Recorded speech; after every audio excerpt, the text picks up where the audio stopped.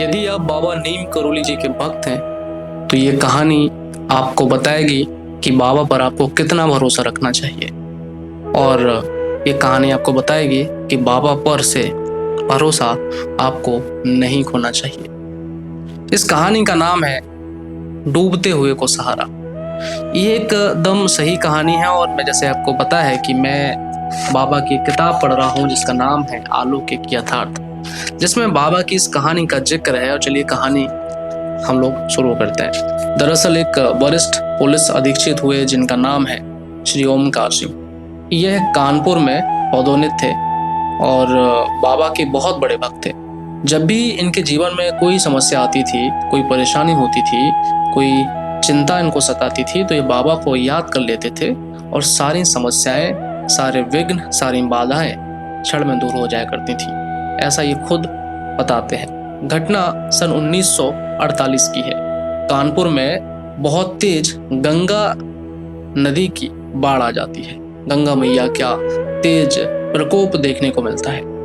इस बाढ़ में बहुत क्षतिग्रस्त हुआ, बहुत लोगों के घर उजड़ गए, बहुत सारा नुकसान हुआ। तभी उस समय के तत्कालीन जिला अधिकारी हुए जिनका नाम है किशन चंद्र जी, जो कि बाद में दिल्ली के उपराज्यपाल भी रहे। इनके साथ कई जिला तहसीलदार, चपरासी, कई अधिकारी थे। ये लोग नाव में बैठ के मुआयने के लिए जाते हैं।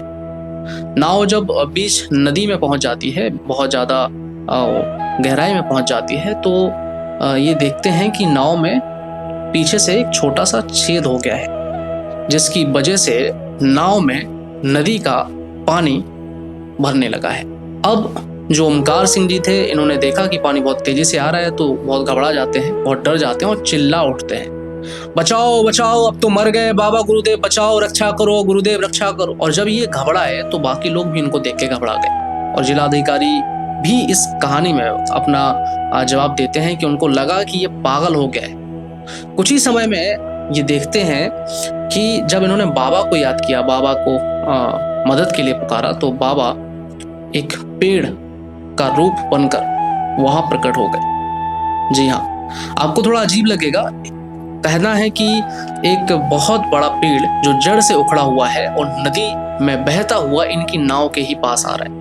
जब वो पेड़ नदी में बहता हुआ नाव से टकराता है तो सारे लोग उस पेड़ का सहारा ले लेते हैं और पेड़ पर चढ़ जाते हैं। ताज्जुब की बात यह है कि जब वो पेड़ बह रहा था तो उसको अपोजिट दिशा में बहना चाहिए था, क्योंकि बहाव किसी और था। ये गंगा जी कानपुर और उन्नाव के बीच में है। तो कहते हैं कि वो पेड़ अपने आप ही किनारे की ओर बहता चला गया और काफी लंबा बहा। ताज्जुब की बात इसमें यह भी है कि जब वो पेड़ उस तेज बहाव में, गंगा जी के तेज बहाव में बह रहा था, तो वो पलटा भी नहीं, जिसपे करीब 10 से 12 लोग आसियाना या उसकी मदद लिए हुए थे, उस पेड़ को पकड़े हुए थे। वो जरा भी नहीं हिला, ना डूबा ना हिला, और धीरे धीरे से किनारे पे आ जाता है और सारे लोगों की जान बच जाती है। दरअसल जो ओमकार सिंह जी हैं, इनका बाबा पर बहुत अटूट भरोसा था। एक्चुअली भरोसा ही नहीं था, पूरा पक्का भरोसा था कि बाबा जब भी मैं समस्या में होऊंगा तो मेरी मदद करने के लिए आएंगे। मैं आपसे एक सवाल करता हूं कि जब आप बाबा को चुनते हो तो आपको क्या लगता है कि बाबा को आपने चुना है? नहीं, दरअसल आप बाबा को नहीं चुनते हो, बाबा आपको चुनते हैं। और जब आप बाबा पे भरोसा कर लेते हो तो बाबा आपको कभी निराश नहीं करते। बाबा हर सूरत में, हर मंजर पे आपके साथ खड़े होते हैं, आपकी मदद करते हैं अगर आप गलत नहीं है तो।